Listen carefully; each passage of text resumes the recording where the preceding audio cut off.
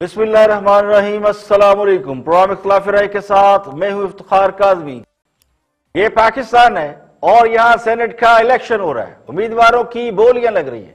यह हमारा मुल्क है जहां चीनी 45 रुपए किलो से 100 रुपए किलो तक पहुंच गई है, जहां आटा नायाब है और चीनी माफिया अब भी पार्टी कर रहा है, लेकिन हुकूमत टस से मस नहीं हो रही। ये नया पाकिस्तान है, इसके पुराने मिस्त्री काम से निकाल दिए गए हैं और नए मिस्त्री 2.5 साल बाद भी अभी तक यहां पार्टी कर रहे हैं। ये पाकिस्तान है जहां 2 माह में बिजली कीमत में 3 बार इजाफा और पेट्रोल की कीमत में अल्हम्दुलिल्लाह अब 4थी बार इजाफा होने जा रहा है और अवाम की ख्वारी हो रही है। ये हम है, ये हमारा मुल्क है जहां बाहर से आने वाले अफराद हुकूमत का हिस्सा बनकर अवाम को महंगाई की चक्की में पीस रहे हैं और उनकी पार्टी हो रही है। तो कहने वाले ये कहते हैं कि मुल्क बर्बाद हुआ, लेकिन हुकूमत की पार्टी चल रही है। मुल्क बर्बाद हुआ तो क्या हुआ? टेंशन तो खत्म हो गई कि खान साहब वज़ीर-ए-आज़म बन गए तो क्या होगा? तो खल्के खुदा ने यह नजारा भी अपनी आंखों से देख लिया है कि हुकूमत की अभी तक पार्टी चल रही है। लोगों को यह मालूम हो गया है कि खान साहब के आने से पहले खुशहाली थी या खान साहब के आने के बाद खुशहाली आई है। जब तब्दीली सरकार की गूंज इस मुल्क में नहीं थी तो लोग मुस्तकबिल के सुहाने हाथ तो देख सकते थे। दहशतगर्दी और लोड शेडिंग के जिन बोतलों में बंद हो चुके थे, चीनी जुबान सीखी और सिखाई जा रही थी, कारोबारी जिंदगी स्मूथ था, हर तरफ अगर चैन सुख और अमन नहीं था, लेकिन आज के मुकाबले में सूरत हाल बहुत बेहतर थी। तो बहुत से लोग इस थ्योरी से इत्तफाक करते हैं कि 2 हुकूमतों का, यानी पिछली हुकूमत का और आज की हुकूमत का जायजा लिया जाए, तकाबली जायजा लिया जाए, तो मौजूदा दौर हुकूमत में दूसरों की पगड़ियां उछालने और बगैर सबूत के लोगों को चोर करार देकर अपनी नाहली और नालायकी छुपाई जा रही है। बुहतान और इल्जाम तराशी का मकसद नालायकी और चोरियों पर पर्दा डालना है। बिजली कीमत में मुसलसल 2 माह से इजाफा हो रहा है। पिछले माह बिजली कीमत फी यूनिट 1.96 पैसे इजाफे के बाद 2 रोज बाद 1.53 पैसे और उसके बाद 80-86 पैसे, जिसका मतलब है कि बिजली कीमत में अब तक कोई 3.5 से 5 रुपए फी यूनिट इजाफा हो चुका है।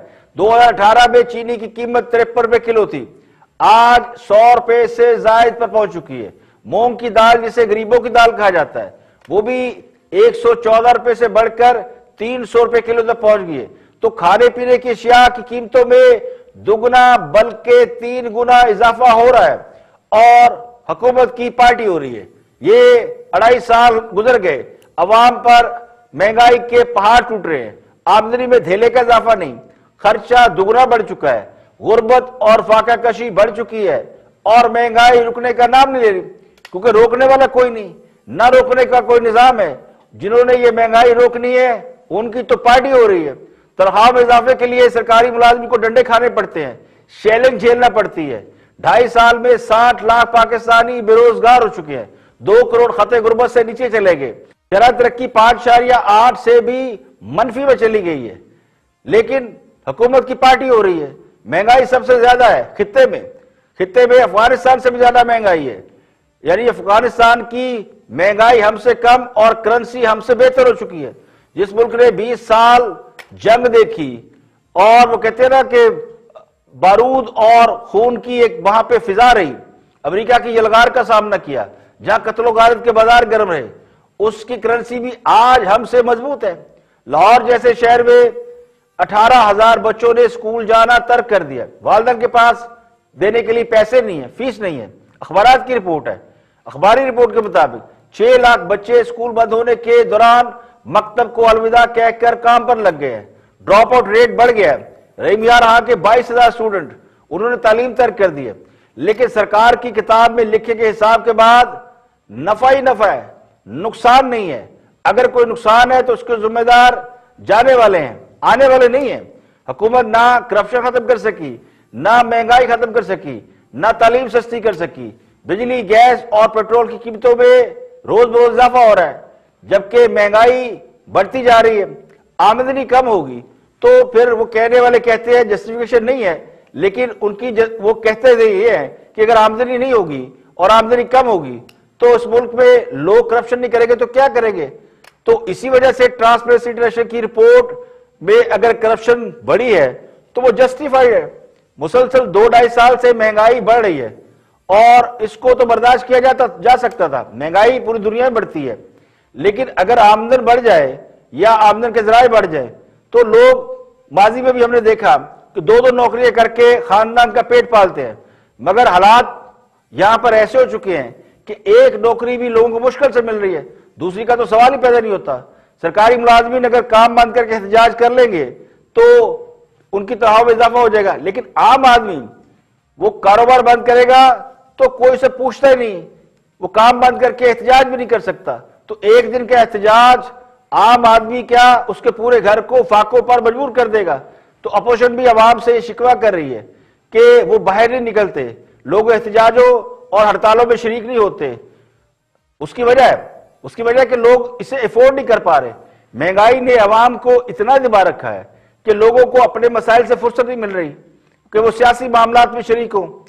तो कहने वाले ये कहते हैं कि अक्सरियत के सर से तब्दीली का बुखार उतर चुका है। वो समझते ये कि हुकूमत को रुखसत हो जाना चाहिए, लेकिन ये काम वो खुद नहीं कर सकते। कोई इन्हें कर दे तो ठीक, कोई जान छुड़ा दे तो ठीक। सरकारी इदाद-ओ-शुमार के मुताबिक महंगाई इस वक्त 8% है, जबकि गैर सरकारी इदाद-ओ-शुमार कहते हैं कि 10 से 12% है। 17 और 18 में, यानी 2017 में और 2018 में महंगाई की औसत शरह 4.63% थी। 2019 और 20 में ये 10.74% रही। अब 2 माह में पेट्रोल, बिजली कीमत, गैस कीमत में जो इजाफे हो रहे हैं और मुसलसल होते जा रहे हैं, लेकिन हुकूमत महंगाई में मुसलसल कमी का राग लाप रही है। लेकिन जो हालात है वो सबके सामने है। इसके बावजूद अगर ये कहे कि सब ठीक है तो इसे दिमाग का इलाज कराना चाहिए। तो कहने वाले कहते हैं कि ये वो पाकिस्तान है जहां आवाम की धुलाई हो रही है और हुकूमत की पार्टी हो रही है। इस मुल्क में अजीब मसला है, अगर वज़ीर-ए-आज़म मशवरे ले तो वो भी बुरा, उसके बारे में कहा जाता है कि उसे मुशीरों ने मरवा दिया, वरना वो आज भी वज़ीर-ए-आज़म होते। और जो वज़ीर-ए-आज़म मशवरे नहीं लेता उसे भी सलवातें सुनाई जाती है कि वो किसी की सुनते नहीं। हालांकि इनके बारे में तो दुनिया को मालूम है, यानी खान साहब के बारे में, कि उनके कान में जिसने जो बात कह दी वो आगे फौरन बढ़ा देते हैं। तो जिनके बारे में ये तासुर भी है कि वो सिर्फ वज़ीर-ए-आज़म है और फैसले कहीं और होते हैं, वो मशवरा लें भी तो किस लिए। तो खान साहब पर यह इल्जाम कि वो मशवरे लेते तो उनकी हुकूमत नाकाम होती, ज्यादा दुरुस्त नहीं है। जिन्होंने मशवरा लिए वो भी तो हटा दिए गए। तो तब्दीली के मतवालों का जो असल मसला है वो ये है कि उन्हें अब ज्यादा लिफ्ट नहीं मिल रही। तो अंदर की बात ये है, बहुत से लोगों को शायद ये इल्म भी हो और बहुत से लोगों को इल्म नहीं, कि बहुत से जो सहाफी थे खान साहब के करीबी, वो खान साहब को मशवरे देने के लिए सुबह नाश्ता उनके साथ किया करते थे। तो खान साहब ने बड़े मशवरे लिए, वो जो अंडे कट्टे बच्चे से लेके हमने मशवरे देखे शुरू में, वो सारे खान साहब ने अपने इन्हीं दोस्तों से लिए। वो तो किस्मत ने पलटा खाया और बनी गाला में हुकूमत बदल गई और फिर एंट्री बंद हो गई। अब मुश्किल ये कि खान साहब के लिए जिनकी सुबह शाम ये कवाली करते रहे वो भी इन्हें खास नहीं डाल रहे, और जिनके लिए कवाली करते रहे वो भी खास नहीं डाल रहे, तो फिर गुस्सा ऐसे निकाला जाता है। जो कल तक ये फरमाते थे कि खान साहब हुकूमत में आ गए तो तब्दीली आ जाएगी, इस मुल्क की किस्मत बदल जाएगी, वो अब इतने मायूस हो गए हैं कि कोई रहे या जाए इन्हें कोई फर्क नहीं पड़ता। तो लगता ही है कि वो खान साहब की नाकामी पर मायूस हुए हैं और ये समझ रहे कि खान साहब की जो छुट्टी हो गई तो जो भी आएगा वो भी नाकाम होगा, यानी खान साहब है तो सब कुछ है, नहीं है तो कुछ नहीं है।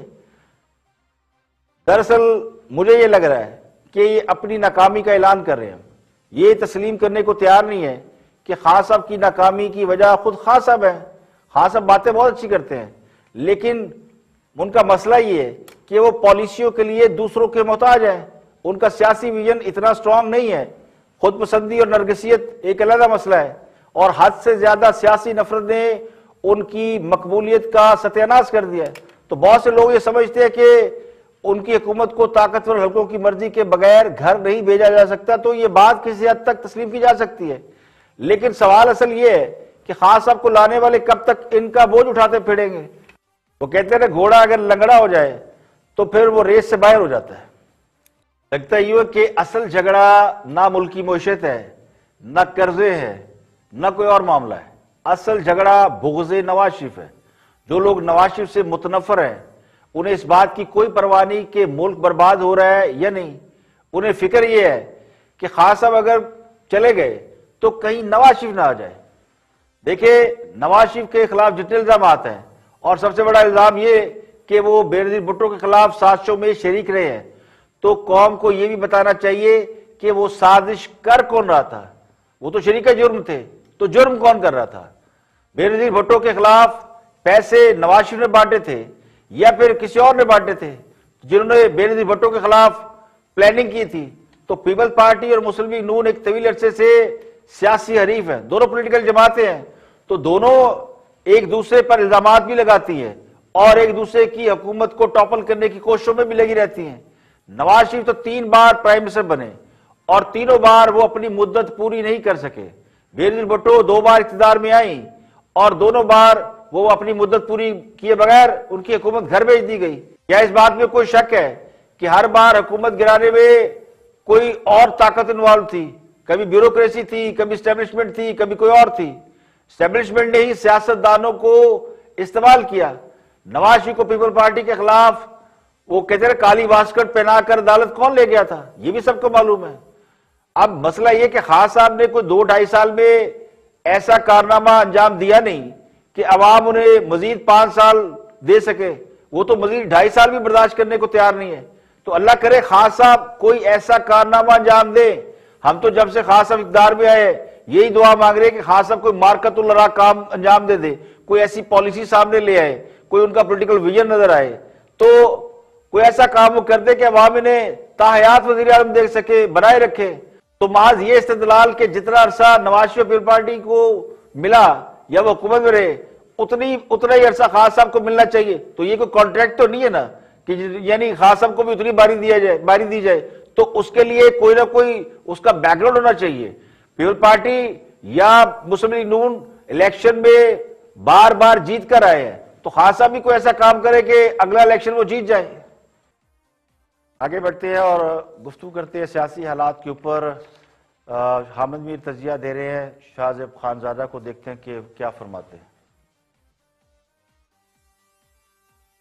कर दिया। अब सदारती ऑर्डिनेंस जो है वो अभी चल रहा है। इस दौरान इमरान खान साहब काबीना का इजलास मुलतवी करते हैं, लाहौर जाते हैं, इससे मिलते हैं, उससे मिलते हैं, ये टिकट चेंज करते हैं, वो टिकट चेंज करते हैं। तो आप उनकी बॉडी लैंग्वेज देखें, उनकी जो पंजाबी में कहते हैं आनिया जानिया, तो बॉडी लैंग्वेज और उनकी जो इस वक्त एक हलचल है बहुत ज्यादा, एक दौड़ भाग है, वो बाकायदा दौड़ भाग कर रहे हैं ये सेनेट का इलेक्शन बचाने के लिए। उससे नजर आता है कि वो काफी मुश्किल में है। वो सूरत हाल नहीं है जो कि चेयरमैन सेनेट के खिलाफ तहरीके अदम एतमाद के वक्त थी। उस वक्त इमरान खान साहब की बॉडी लैंग्वेज और अभी की बॉडी लैंग्वेज का कंपैरिजन कर लें, आपको पता चल जाएगा। और उसके बाद आप देखें कि आज क्या किया तहरीके इंसाफ ने, कि आज उन्होंने यूसुफ रजा गिलानी साहब, जिनके बारे में पहले तहरीके इंसाफ ये दावा करी थी कि ये हार जाएंगे और उनकी शिकस्त का दावा जो है वो आजम स्वाति साहब भी कर रहे थे, शेख रशीद भी कर रहे थे और भी वुज़रा कर रहे थे। आज तहरीके इंसाफ ने उनके कागजात नामजदगी पर एतराज कर दिया है और कहा जी कि ये आर्टिकल 62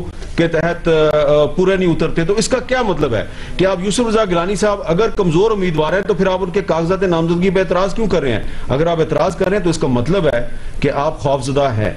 तो कहीं ना कहीं तहरीके इंसाफ जो है वो खौफजदा जरूर है और कुछ परेशान भी नजर आ रही है। और लगता यह है कि जो अब सिंध में आज उन्होंने एक टिकट चेंज नहीं किया और फैसल वाडा साहब पर उन्होंने इसरार किया कि वही पार्टी के उम्मीदवार रहेंगे, तो इस पर सिर्फ वीडियो कॉन्फ्रेंस से बात नहीं बनेगी, क्योंकि मुझे पता है कि इस पे सिर्फ जो सिंध की तहरीके इंसाफ के जो ऑफिस बेरर्स हैं, जो तंजीमी ओहदेदार हैं, सिर्फ उनका एतराज नहीं है इस पर। कराची से जो तहरीके इंसाफ के कुछ MNAs हैं उनके भी एतराजात हैं, ये फैसल वाडा साहब को भी पता है और फैसल वाडा साहब को उन्हें भी राजी करना होगा। सिर्फ अब वजीर आजम साहब को राजी नहीं करना, फैसल वाडा साहब को भी कुछ लोगों को राजी करना है। और ये यूसुफ रजा गिलानी साहब का मामला है जिसके हवाले से जाहिर ये भी हो रहा है कि वो फिट नहीं है, इसलिए चैलेंज किया जाए।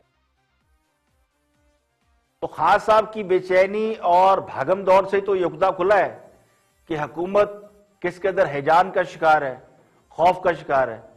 खान साहब के पास इस वक्त वो जो बाजीगर किस्म के, जादूगर किस्म के लोग थे लाइक जहांगीर खान या जहांगीर तरीन, वो उन जैसे लोग भी अब मौजूद नहीं है जो लोगों को पकड़ दकड़ के मिला सके, इंटैक्ट रख सकें, या फिर वो जो कई 2-4 लोगों को कॉल करके उन्हें समझाया बुझा लेते हैं, वो लोग भी नहीं है। तो खास सब कहा लोगों को मुंह लगाते थे। इसी वजह से लोगों को मौका मिल रहा है कि ये वो टाइमिंग ऐसी आ गई है कि लोग अपनी अहमियत तस्लीम करवाना चाहते हैं। 2-2.5 साल से जो लोग हुकूमत के साथ थे वो दबे लफ्जों में शिकवे कर रहे थे, लेकिन बेचारे कुछ कह नहीं पाते थे। अब उन्हें मौका मिल गया तो वो भी थोड़ा सा री कर रहे हैं, और उन्हें ये पता है कि अब अगर वो कुछ कहेंगे तो हुकूमत मान भी लेगी।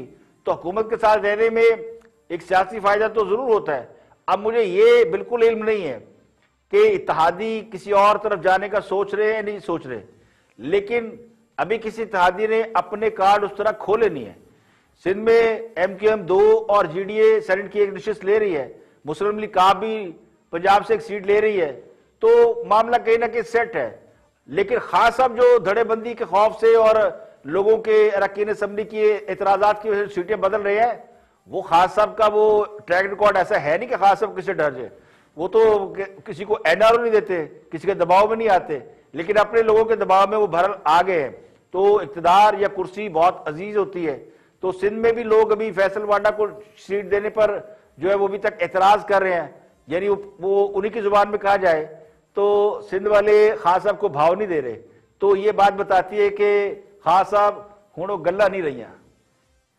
यहाँ पे लेकिन ब्रेक, और ब्रेक के बाद वापस आएंगे और भी हम मौज़ूआत आपके साथ शेयर करेंगे। हमारे साथ रहिएगा।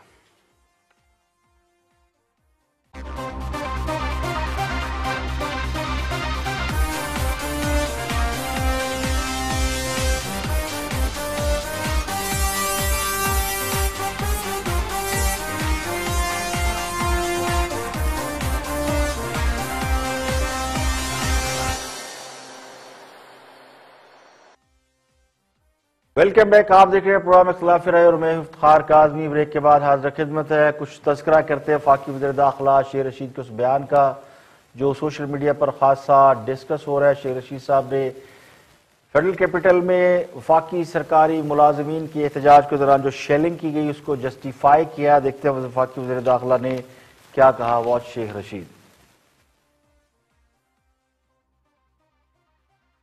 आज लोग समझ रहे हैं कि शायद वो हमने अभी 25% तनख्वाहों में इजाफा किया है, थोड़ी बहुत टीयर गैस भी चलाई है, वो भी जरूरी होती है, क्योंकि टीयर गैस चलाना भी टेस्ट करना चाहिए टीयर गैस को, कि बड़े अरसे की बेकार पड़ी हुई थी। सो उसकी थोड़ी सी टेस्टिंग की है, ज्यादा नहीं की है, और ज्यादा महफूज है हमारे पास। बड़े अदब और एहतराम के साथ कहने वाले तो कहते हैं कि खास साहब के बाद अगर किसी में तकब्बुर और गरूर देखने में आया है तो वो जनाब शेर रशीद है। तो शेख साहब की ज़हनी पसमानदगी का अंदाजा इस बात से लगाया जा सकता है जो उन्होंने सरकारी मुलाजमिन पर शेयरिंग के हवाले से कहा है। यानी शेख साहब ये फरमाते हैं कि थोड़ी सी आंसू गैस हमने चेक की कि चलती है कि नहीं चलती। तो जिनके नजदीक अवाम भेड़ बकरियां है तो वो जब चाहे अवाम पर कोई तजर्बा कर ले। दुनिया भर में लोग साइंसी तजर्बात कर रहे हैं, वैक्सीन बनाने की दौड़ चल रही है, और हम लोगों पर आंसू गैस के शेल चलाकर देख रहे हैं कि कहीं वो एक्सपायर तो नहीं हो गए, और एक्सपायर हो गए तो काम भी कर रहे या नहीं कर रहे। तो कल को खुदा ना खास्ता लोगों पर रॉकेट और मिसाइल भी चलाए जा सकते हैं, और ये चेक करने के लिए कहीं रॉकेट और मिसाइल पड़े पड़े बेकार तो नहीं हो गए, खराब तो नहीं हो गए, तो उन्हें अवाम पर इस्तेमाल किया जाने लगे। तो क्या यह समझना गलत है कि जो टीयर गैस को अवाम पर इस्तेमाल कर सकते हैं वो कुछ भी कर सकते हैं?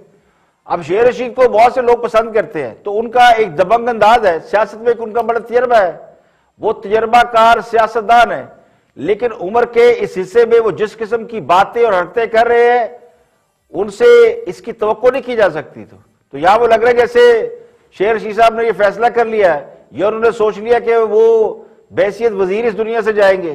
तो शेर रशीद साहब के इस बयान के बाद मुझ समेत हर आम शहरी खुद को गैर महफूज तस्वर कर रहा है कि वो किसी भी वक्त हुक्मरानों के तजर्बे की ददर हो जाएगा।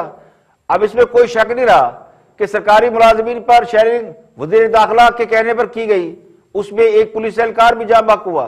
तो इसका खून किसकी गर्दन पर है?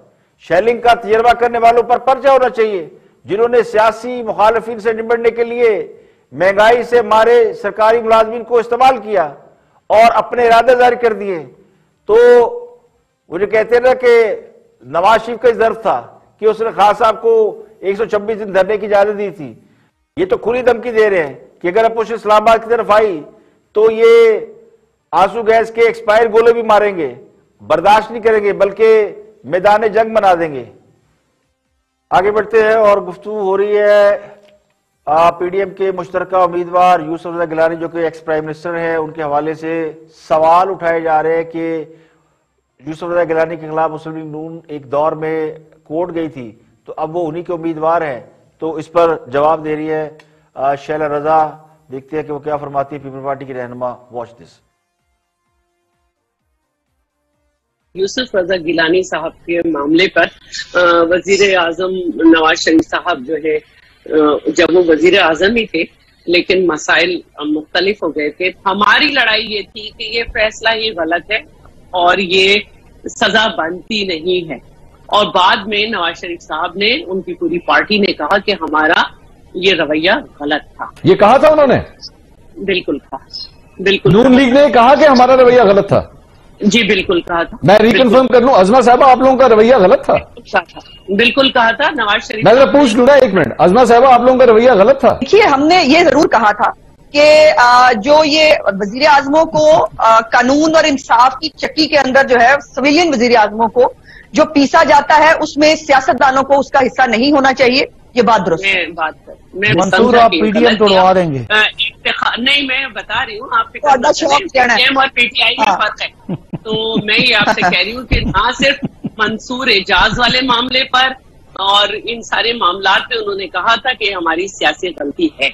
तो मैं समझती हूँ कि अब आपको ये पूछना चाहिए पीटीआई से कि फहमीदा मिर्जा जो उस वक्त ये कर रही थी, आपने कैसे कबूल किया उनको? असल में तो ये बात होनी चाहिए कि ये है पीटीआई, ये है लोटे और लड़ाई हो रही है। तो मैं ये कहना चाह रही थी आपसे कि देखिए बात ये है कि इन्होंने कहा कि देखिए शैला साहब, मैं क्लियर कर बात करूंगा। बात पता क्या है, किसी भी जमात को उठा के देख लें, लोग तमाशा देख रहे हैं कि ये हो क्या रहा है। ये एक जमाने में क्या क्या बातें करते थे, क्या असूलों की बातें करते रहे, सब ने ही असूल उड़ा के रख दिए। मैं जवाब देती हूँ, हम हमेशा उसूल के साथ खड़े रहे और अगर कहीं गलती सियासी हुई है तो हम इंसान हैं, उसकी हमने माफी भी मांगी। बहुत से कामों का फैसला तारीख करती है, वक्त करता है। वक्त ने जैसे साबित किया कि जुल्फकार अली भुट्टो को फांसी देने का फैसला गलत था, इसके असरात भी कौम ने भुगते। वक्त ने साबित किया कि यूसुफ रज़ा गिलानी को नाअहल करार देने से स्विस अकाउंट में जो 200 अरब डॉलर की कहानी सुनाई जाती थी वो वापस नहीं आए। तो वक्त ने यह भी साबित कर दिया कि नवाज शरीफ को इक़्तिदार से निकालने का फैसला भी दुरुस्त नहीं था। नवाज शरीफ और जरदारी को सियासत से माइनस करने के फैसले भी मुल्क पर भारी पड़े। तो ये सब वक्त साबित करता जा रहा है। नवाज शरीफ फिर से सियासत में भरपूर तरीके से इन है और हर बार ये पैगाम दे रहे हैं कि महफिल में इस ख्याल से आ गया हूं मैं कि शायद मुझे निकाल कर पछता रहे हो आप। तो साबिक़ वज़ीर यूसुफ रज़ा गिलानी भी लगता है सियासत में इसी वजह से कम बैक कर रहे हैं। सियासत में कोई भी परफेक्ट नहीं होता, इक़्तिदार चीज ही ऐसी है, इसमें सियासी लड़ाइयां होती हैं, साजिशें होती हैं, स्ट्रेटेजी होती है, लोग पार्टियां बदलते हैं, नजरियात भी कुर्बान करते हैं। जहां जिसका मफाद होता है, जिसको जो पार्टी नजरिया अपनी सोच के करीब लगता है वो उसमें शामिल हो जाता है। तो कल के दुश्मन आज के दोस्त और आज के दुश्मन कल के दोस्त हो सकते हैं। तो पीपल पार्टी और मुस्लिम लीग नून अगर एक दूसरे के करीब आए हैं और गिलानी हुकूमत का एक वजीर हफीज शेख आज अपने एक्स प्राइम मिनिस्टर गिलानी के खिलाफ सेनेट का इलेक्शन लड़ रहा है, तो बहुत से लोग इसे जमहूरियत का हुस्न कहते हैं, बहुत से लोग इसे गलत समझते हैं। लेकिन समझने की बात यह है कि इसी को सियासत कहते हैं। अब इसमें बहुत से लोग अपनी सोच के मुताबिक फैसला करते हैं कि कौन राइट है कौन रॉन्ग है, लेकिन मैंने कहा ना कि असल फैसला तारीख करती है, यह वक्त करता है। आज के लिए इतना ही, कल फिर हाजिर होंगे मजीद खबर हो तब सोतजियों के साथ। प्रोग्राम इख्तिलाफ राय से इफ्तिखार काज़मी को इजाजत दें। अपना बहुत बहुत ख्याल रखिएगा।